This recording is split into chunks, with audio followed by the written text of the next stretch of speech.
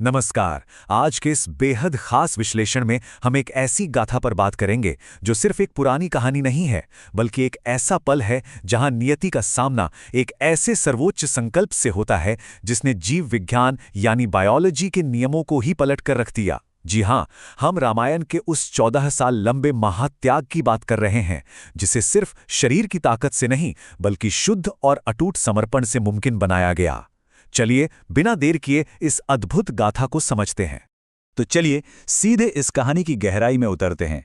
Screen पर जो शब्द हैं वो सिर्फ एक आम परिचय नहीं है, ये एक बेहद शक्तिशाली हुंकार है। जब हम इसे सुनते हैं ना, तो एक अलग ही लेवल की एनर्जी महसूस होती है।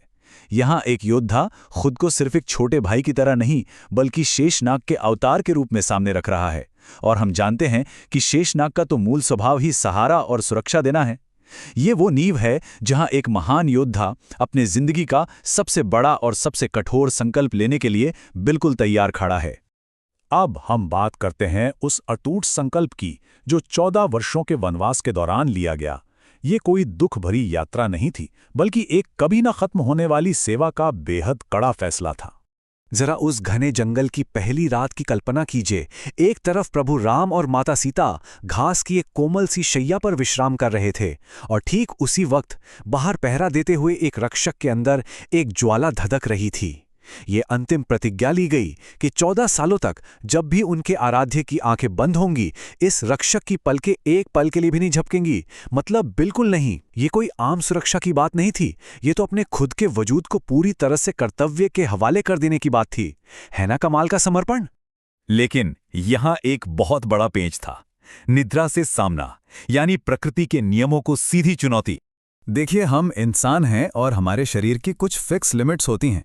14 साल तक बिना सोए जिंदा रहना, ये तो साइंस और नेचर दोनों के एकदम खिलाफ है। तो हुआ यूं कि सबसे पहले नींद की देवी यानी निद्रा देवी का आगमन होता है। वो विश्राम का अपना प्राकृतिक आदेश देती हैं। लेकिन यहां आता है कहानी का सबसे दमदार ट्विस्ट, इस आदेश की उग्र अस्वीकृति। रक्षक ने साफ कह दिया कि उसे सोने का कोई अधिकार ही नहीं है, क्योंकि उसे अपनों की सेवा करनी है।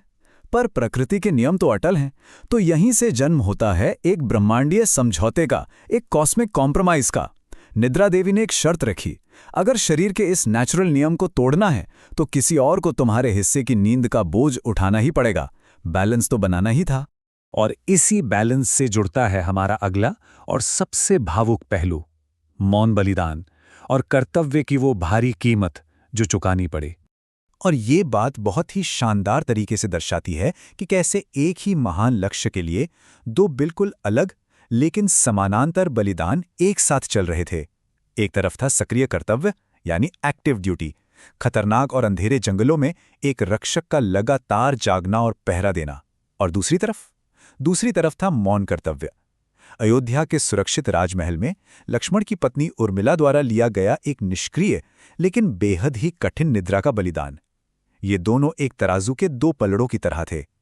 एक का जागना दूसरे के सोने पर टिका था। सच कहें तो इस बात से ये एकदम शीशे की तरह साफ हो जाता है कि युद्ध सिर्फ मैदानों में नहीं लड़े जाते।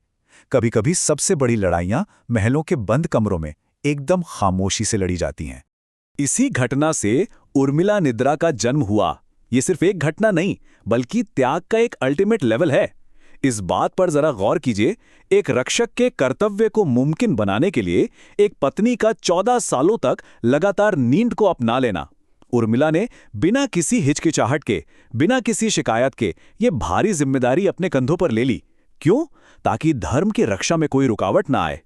यह हमें सोचने पर मजबूर करता है कि अक्सर इतिहास में उन लोगों की योगदान को भुला दिया जाता है जो फ्रंटलाइन पर नहीं होते, लेकिन असल में उनके इसी मौन बलिदान की वजह से ही मोर्चे पर जीत हासिल होती है। अब आते हैं उस अंतिम उद्देश्य पर, उस ब्रह्मांडीय समीकरण यानी कॉस्मिक इक्वेशन पर, जिसने इस पूरी गाथा की नींव रखी थी। यहां से कहानी और भी ज्यादा रोमांचक हो जाती है। तो यहाँ सबसे अहम बात यह है कि ये 14 साल का जागरण सिर्फ एक आम पहरेदारी नहीं थी। ये तो समय के एक ऐसे चक्र की तैयारी थी जिसकी प्लानिंग बहुत पहले ही हो चुकी थी। लंका के अहंकार के प्रतीक रावण के बेटे मेघनाद, जिसे हम इंद्रजीत भी कहते हैं, उसको अजेय होने का वरदान मिला था। और उस वरदान की शर्तें क्या थीं? शर्त ये थी कि उसे सिर्फ वही इंसान हरा सकता है जिसने लगातार 14 सालों तक ना सिर्फ नींद का बल्कि भोजन का भी त्याग किया हो। मतलब एक ऐसी बायोलॉजिकल इम्पॉसिबिलिटी जिसे पार करना किसी भी आम इंसान के बस की बात थी ही नहीं। और असल में यही वो सबसे बड़ा कारण था जिसके लिए उन रातों की नींद और उस समानांतर बलिदान का पूरा ताना-बाना बुना गया था। इस पूरे टकराव का जो नतीजा निकलता है ना, वो सच में रोंगटे खड़े कर देने वाला है। ये सीधा सीधा अहंकार और भक्ति के बीच की टक्कर थी। इंद्रजीत का पूरा विश्वास उसके घमंड पर टिका था। उसका सोचना था कि कोई भी इंसान बिना सोए और बिना खाए जिंदा रह ही नहीं सकता। और देखा जाए तो टेक्निकली वो अपनी जगह बिल्कुल सही था, लेकिन असली सच्चाई कुछ और ही थी। सच तो ये है कि जब शुद्ध भक्ति और समर्पण अपने चरम पर होते हैं ना, तो वो एक ऐसी असीम ऊर्जा पैदा करते हैं जो शरीर की हर एक लिमिट को जलाकर राख कर देती है। उसी 14 साल की तपस्या ने एक साधारण शरीर के अंदर वो ताकत भर दी जिसने आखिरकार उस मायावी राक्षस का अंत कर दिया और लंका के उस अहंकार को हमेशा हमेशा के लिए मिट्टी में मिला दिया।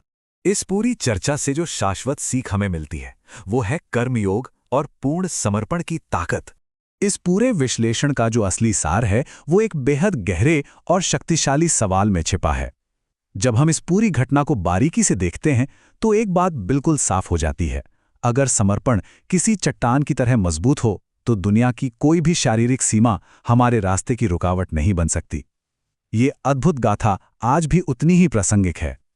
ये हमें ये सोचने पर मजबूर करती है कि आज के इस मॉडर्न समय में जब एक सच्चा कर्मयोगी किसी बड़े उद्देश्य और समाज की भलाई के लिए अपने खुद के सुख सुविधाओं का त्याग कर देता है, तो ऐसे कौन से असंभव लक्ष्य हैं जिन्हें हासिल नहीं किया जा सकता। सच में कोई भी पहाड़ ऐसा नहीं जिसे हिलाया ना जा सके।